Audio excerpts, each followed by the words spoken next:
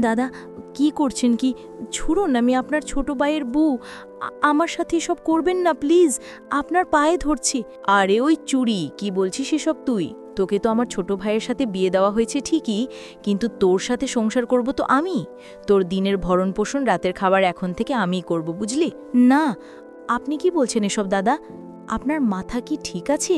পুরো পরিবার সাথে এলাকাবাসীকে সাক্ষী রেখে আপনার ভাই তো আমাকে বিয়ে করেছিলেন, তাহলে আপনি আমার উপর ভাগ বসাতে আসছেন কেন? আরে চুরি, যে বিয়েটা আমার ভাই তোকে করেছে এসব ছিল নাটক। তোকে এবং তোর পুরো পরিবারকে আমরা তো ধোঁকা দিয়েছি। এখন বেশি কথা না বলে, অনেক রাত হয়েছে, আয় পাশে শুয়ে পড়, এখন আমি তোর সাথে মিশে যাব। এই কথা যেমনই বলছিল আমার ভাসুর, ঠিক তখনই আমি দৌড়ে বাইরে পালিয়ে যেতে লাগলাম, কিন্তু কোনো কাজ হলো না।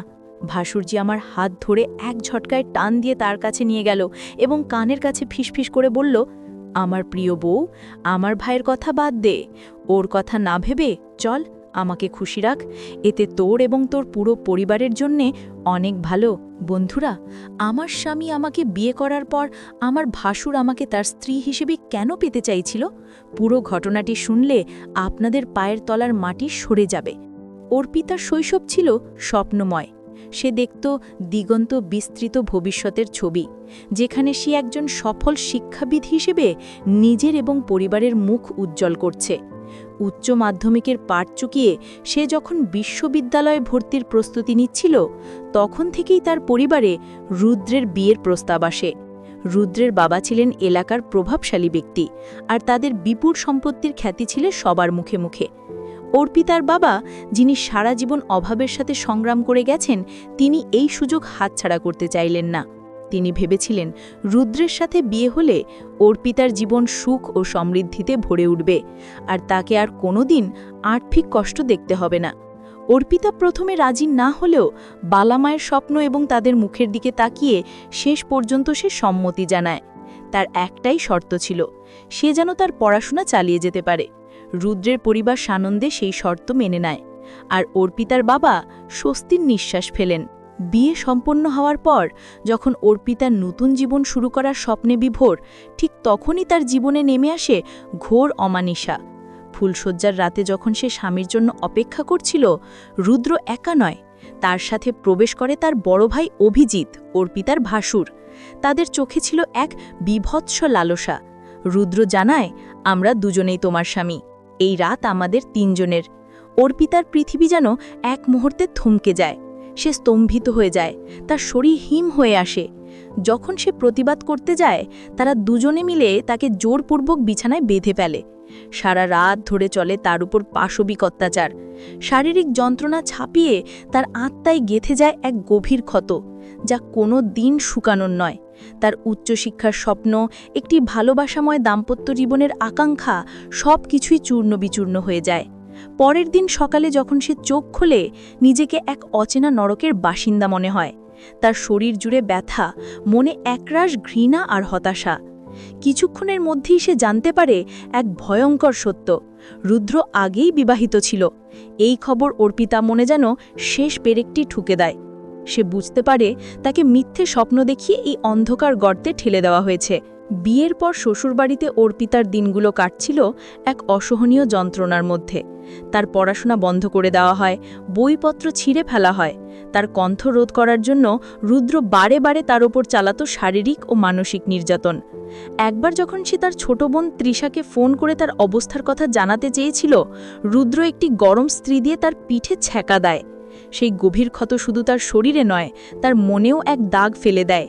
বিয়ের তৃতীয় দিনেই একটি ঘটনা অর্পিতার মনে সন্দেহের বীজ বুনে দেয়। বাড়িতে পুলিশ আসে এবং তার ভাসুর অভিজিৎকে খুঁজতে থাকে। শাশুড়িমা তাকে মিথ্যে বলেন যে পুলিশ পাড়ার অন্য কাউকে খুঁজছে। অর্পিতা সে কথা বিশ্বাস করলেও তার মন খুঁতখুত করতে থাকে। এক সপ্তাহ পেরোতেই রুদ্রের আসল রূপ বেরিয়ে আসে। সে বিনা কারণে অর্পিতার ওপর শারীরিক ও মানসিক নির্যাতন শুরু করে।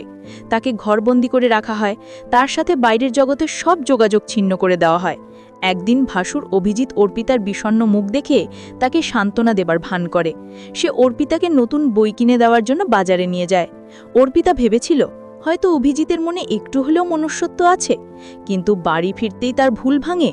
রুদ্র অর্পিতার চরিত্র নিয়ে নোংরা অপবাদ দেয় এবং মুসলমান মেয়েদের মতো পর্দা না করার জন্য তাকে তিরস্কার করে।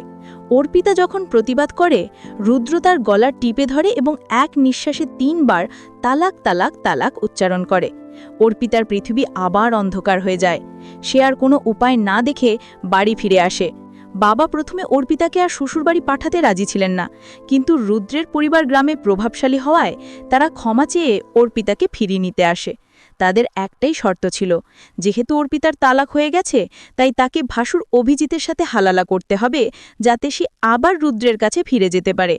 অর্পিতা এই প্রস্তাবে রাজি হয়ে যায়। সে অভিজিৎকে দাদার চোখে দেখত, তার সাথে এমন সম্পর্ক কল্পনাও করতে পারত না।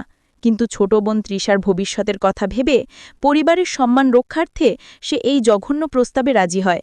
তার মনে ক্ষীণ আশা ছিল, হয়তো এই নরক থেকে সে মুক্তি পাবে, হয়তো তৃষা সুখে থাকবে। ভাসুরের সাথে হালালা হওয়ার কথা ছিল যে 2 দিন পর অভিজিৎ তাকে তালাক দেবে এবং অর্পিতা আবার রুদ্রের কাছে ফিরে যাবে। কিন্তু শ্বশুর বাড়িতে ফিরে আসার পর অর্পিতার ভয় সত্যি হল। অভিজিৎ মদ্যপান করে এসে তাকে জোর করে রূপসন বাড়ায়, কারণ তার মতে অর্পিতা এখন তার স্ত্রী। অর্পিতার সমস্ত প্রতিরোধ ব্যর্থ হয়। এই ঘটনা তার আত্মায় আবার আঘাত করে, তাকে মানসিকভাবে আরও ভেঙে দেয়। 2 দিন পর মৌসুমী নামের একটি মেয়ে তাদের বাড়িতে আসে। মৌসুমী ছিল রুদ্রের প্রথম স্ত্রী, যাকে একইভাবে প্রতারণা করে তালাক বাড়া হয়েছিল। মৌসুমীর কাছ থেকে অর্পিতা জানতে পারে এই পুরো চক্রের ভয়াবহ সত্য। অভিজিৎ একজন মাতাল, চরিত্রহীন এবং জুয়াখোর, তাই তার বিয়ে হচ্ছিল না। এই কারণে তারা রুদ্রের মাধ্যমে অর্পিতাকে বিয়ে করে এবং পরিকল্পিতভাবে তালাক দিয়ে অভিজিতের সাথে তার হালালা করায়, যাতে অভিজিৎ একটি স্ত্রী পায় এবং সমাজে তার মান রক্ষা হয়। অর্পিতা বুঝতে পারে সে কেবল একটি খেলার পুতুল। যখন অর্পিতা এই অন্যায়ের বিরুদ্ধে প্রতিবাদ করে, তখন শাশুড়ি মা, রুদ্র এবং অভিজিৎ 3 জনে মিলে তার উপর শারীরিক এবং মানসিক অত্যাচার শুরু করে। তারা তাকে বাড়ি বের হতে দেয় না, সব দিক থেকে আটকে রাখে। যখন সে তাদের পুলিশের ভয় দেখায়, অভিজিৎ একটি অ্যাসিডের বোতল নিয়ে আসে তার মুখে ছুঁড়ে মারার জন্য। শাশুড়িমা নিজেও এই জঘন্য কাজে তাদের সঙ্গ দেন। ঠিক সেই মুহূর্তে পুলিশ বাড়িতে ঢুকে অভিজিৎকে গ্রেফতার করে। অর্পিতা জানতে পারে মৌসুমী পুলিশকে খবর দিয়েছিল। মৌসুমী অর্পিতাকে তার বাড়ি পাঠানোর আগে অর্পিতা লুকিয়ে তাকে সব ঘটনা জানিয়েছিল। মৌসুমী অর্পিতাকে জড়িয়ে ধরে কাঁদতে থাকে। দুজনেই একে অপরের কষ্ট অনুভব করে। সেদিন অর্পিতা মানসিকভাবে পুরোপুরি বিধ্বস্ত হয়ে পড়েছিল। শুধু টাকা পয়সা দেখে বিয়ে দেওয়া উচিত নয়, জীবনসঙ্গীর ভালোবাসা, সম্মান ও ভালো মানুষ হওয়াটাই জরুরি।